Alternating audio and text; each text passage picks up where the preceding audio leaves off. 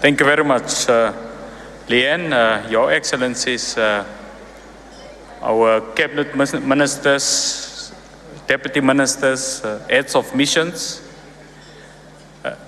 award-winning nominees, special invitees, ladies and gentlemen. Importantly, the gentleman, ladies and gentlemen, that I have been asked to introduce is the steward of the South African state with the singular responsibility to ensure that we make poverty poorer, reduce inequality, and create inclusive prosperity for the South African people and the entire 55 African Union states. Ladies and gentlemen, allow me to request Your Excellency, the President of South Africa, to ascend to the stage.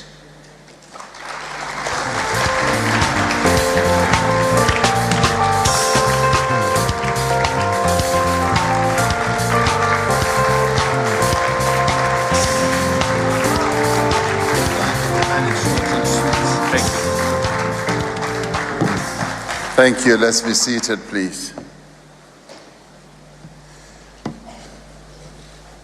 Program directors,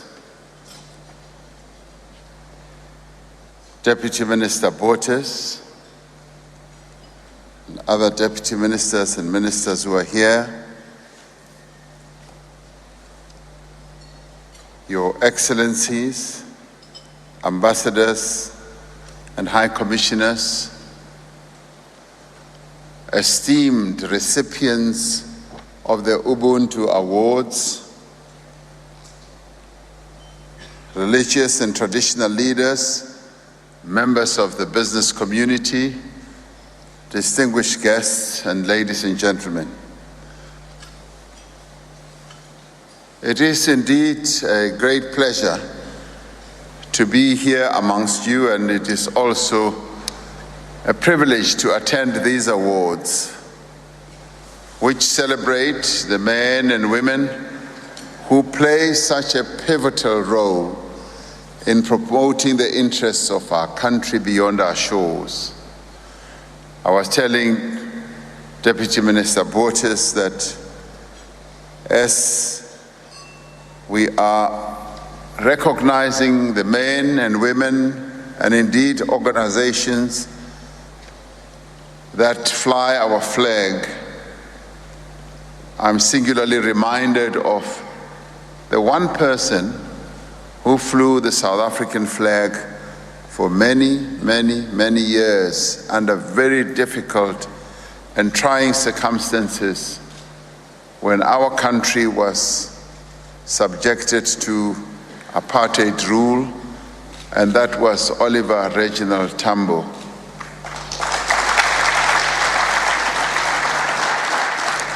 These awards remind me of him, and I've made some suggestions to the Deputy Minister about how we can also enhance and recast these awards. These awards are taking place in the year that South Africa assumes the chairship of the African Union. Some of you may know that this is not the first time that we become chair of the African Union. We are becoming chair of the African Union for the second time. We first held the position in the year 2002 when the African Union was relaunched as the African Union on South African soil from the OAU to the African Union, and our own then President Thabo Mbeki was elected as the first chair of the African Union.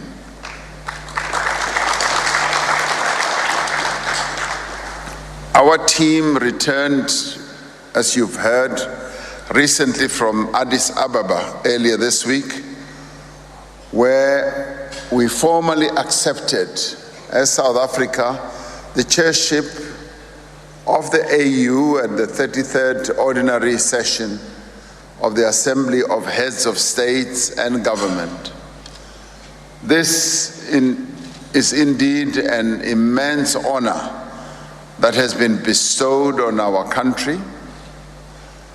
As before, we are guided in this work by the rallying cry of the Freedom Charter, which says, "Let there be peace and friendship." And when the drafters of the Freedom Charter articulated that aspiration, when they drafted the Freedom Charter, they were talking about peace and friendship not only in South Africa, but peace and friendship right across our continent and right across the world. Chairing the African Union is a great responsibility, and one we as South Africa intend to execute with diligence and commitment over the coming year. Supporting our diplomatic machinery will be the men and women gathered here this evening. It is you who are out there in the capitals of the world, from as far afield, if you like, from Helsinki to Washington, from Beijing to Perth, from Ouagadougou to Harare, working tirelessly to promote the interests of South Africa and to foster peace and friendship around the world, whether it is in business, in sport, or in arts and culture. Your efforts as South Africans continue to strengthen our country's position by acting as global ambassadors and keeping our flag flying high. And tonight, I'd like to say thank you for flying the South African flag high.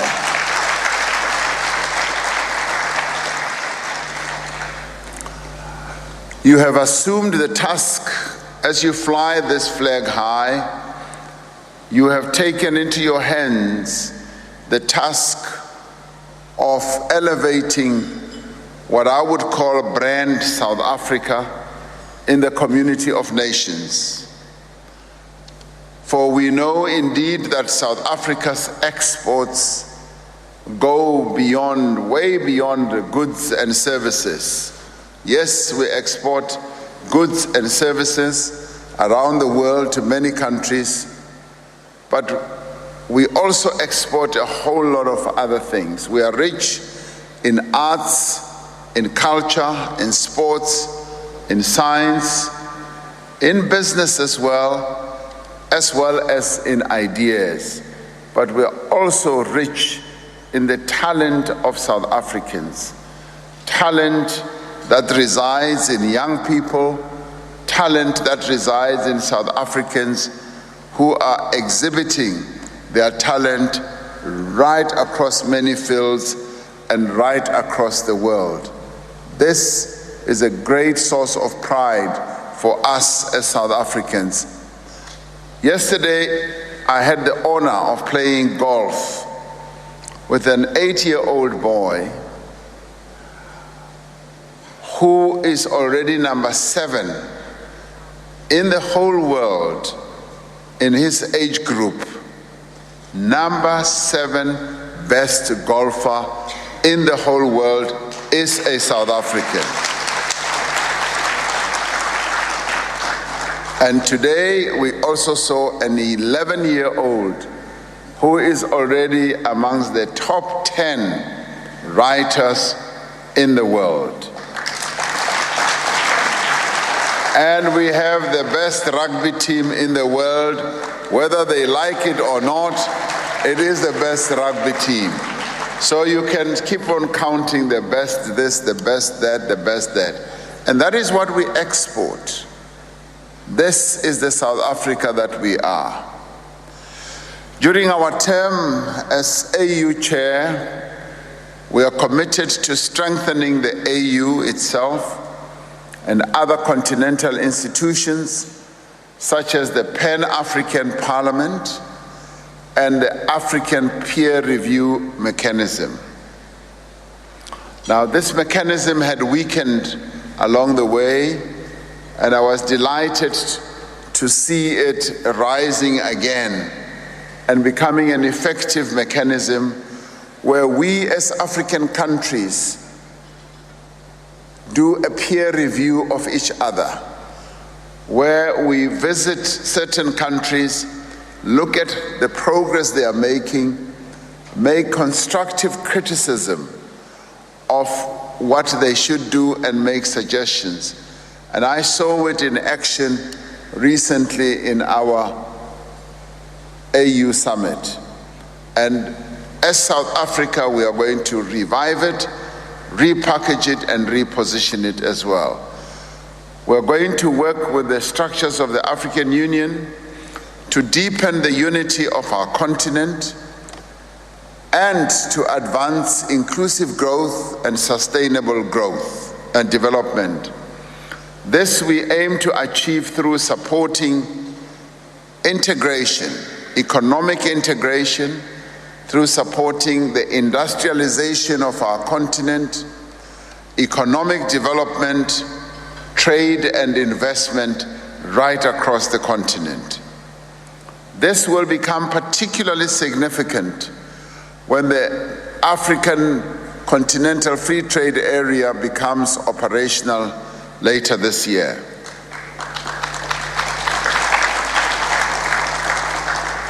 And we are delighted that, yes, of course, it will be based in Ghana, but we are also delighted that a South African has been chosen as the first Secretary General of this Free Trade Area Agreement, and that gives us a great deal of pride.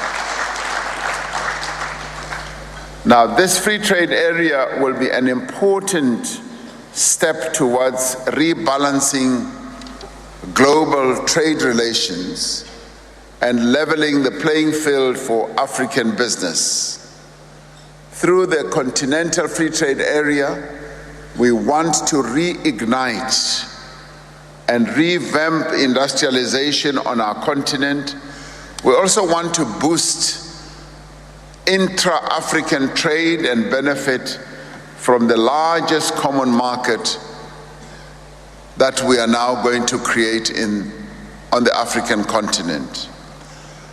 Our emissaries for economic diplomacy, many of whom are here tonight, will play an increasingly prominent role. We will work to strengthen good governance in Africa. As you heard our award recipient, Umamo Brigadier Bam, saying more and more good elections are being held on our African continent.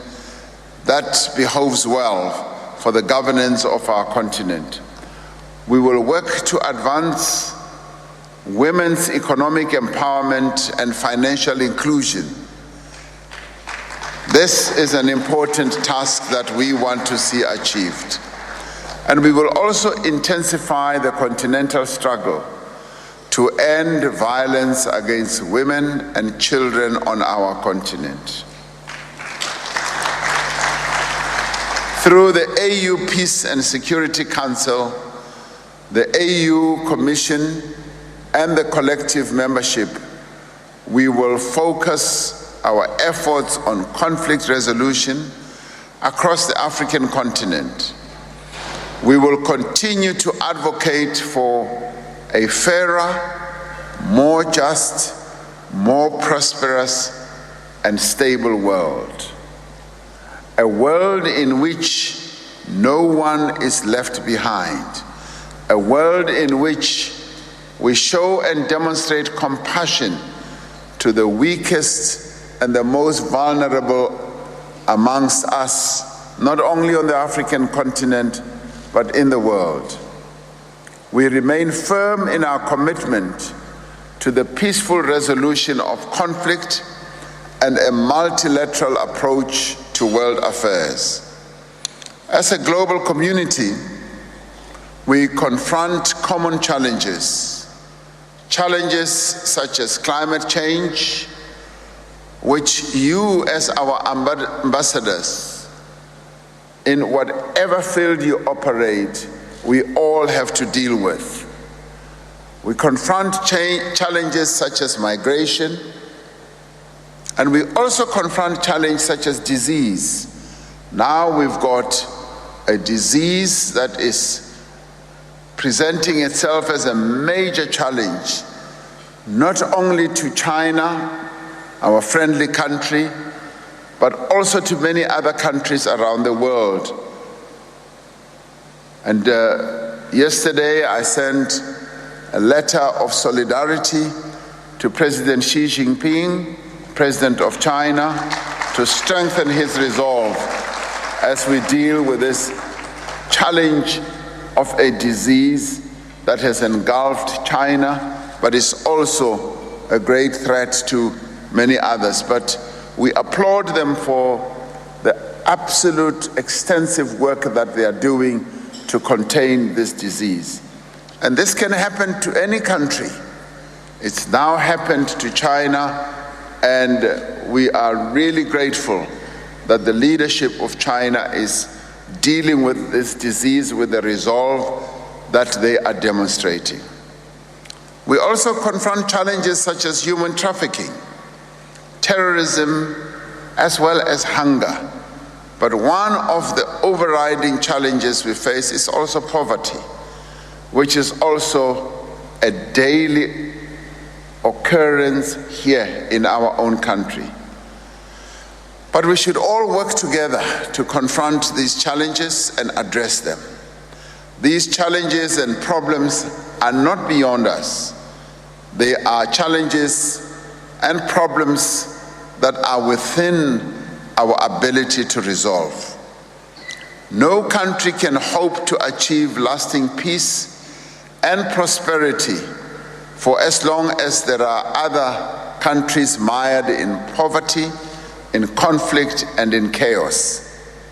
We need to work together to create that harmony, the harmony that the world needs, to strengthen a rules-based multilateral approach to global governance, to trade, to conflict resolution, to peacekeeping, and all other areas of international relations. This is the agenda that South Africa will continue to pursue through all international fora in which we participate as a country, in which we interact with other nations and institutions in the world, from the United Nations to the African Union, and from the G20 to BRICS as well. What we are doing here this evening, celebrating excellence in diplomacy. And when we talk about this form of diplomacy, we're not only confining it to the work of our ambassadors and high commissioners. This is diplomacy that is overarching, in which many of us are all involved. All of us should see ourselves as being involved in being the good ambassadors and good flag carriers of our country.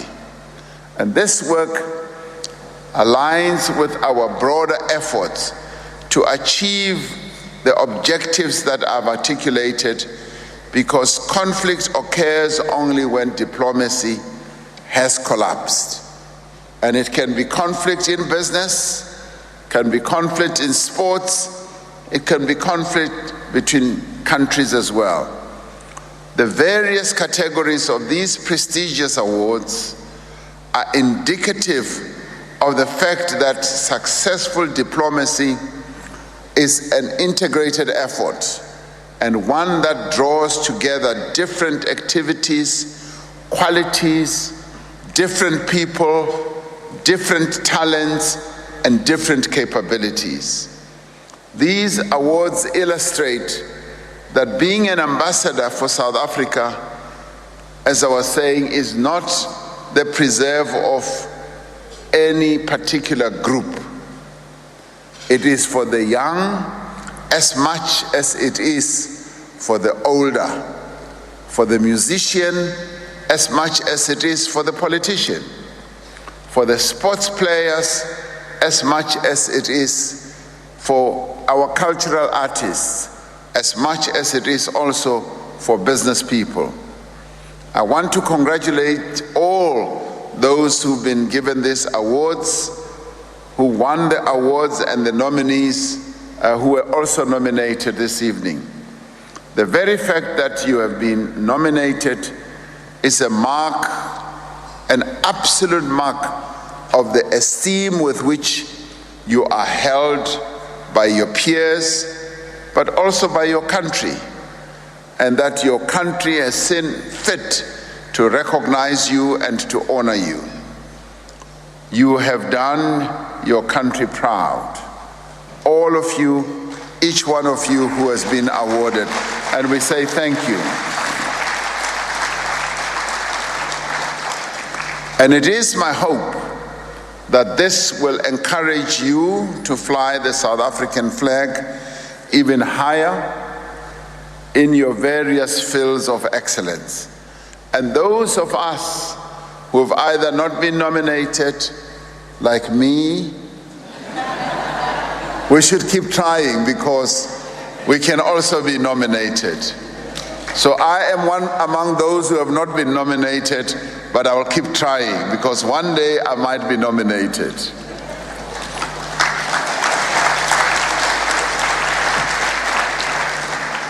Now, through the efforts of patriotic South Africans such as yourselves, we are getting closer to the better world envisioned by President Nelson Mandela and his heroic generation of freedom fighters. They envisioned a world, as they looked through the looking glass into the future, they saw a world at peace with itself, a world that places a high premium on human dignity, and a world that nurtures its young and cares for its elderly. Your example must serve to encourage others to become part of the forces driving positive change and progress. We all want to see a more humane and kinder world for ourselves and our children. A world in which those who have the means are able to do good for the benefit of others, expecting nothing in return, expecting no reward other than the knowledge that one has made the life of another just a little better. Just a little better. To paraphrase what Bantu Steve Biko once wrote, he said, open quotes, "We have set out on a quest for true humanity, and somewhere on the distant horizon we can see the glittering prize.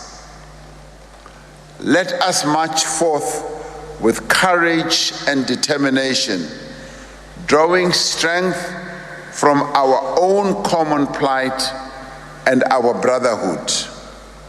In time, we shall be in a position to bestow upon Africa and the world the greatest gift possible, a more human face." Close quotes. That was what Steve Bantu Biko said. Now, working together, I have no doubt that we too will succeed to build a better Africa and a better world. Some of you might recall that when we addressed the State of the Nation last year, we highlighted 7 priorities. And one of the key priorities we highlighted was that South Africa must aspire to build and to work hard to have a better world and a better Africa. As members of progressive humanity, driven by the spirit of Ubuntu, let us continue with our noble effort. Let us spread peace and friendship. Let us strengthen the bonds of commerce and trade. Let us give the world a more human face so that all of humanity can be pleased that indeed there are people in this world who care, who want to make life a lot easier for all the people of the world. Thank you very much.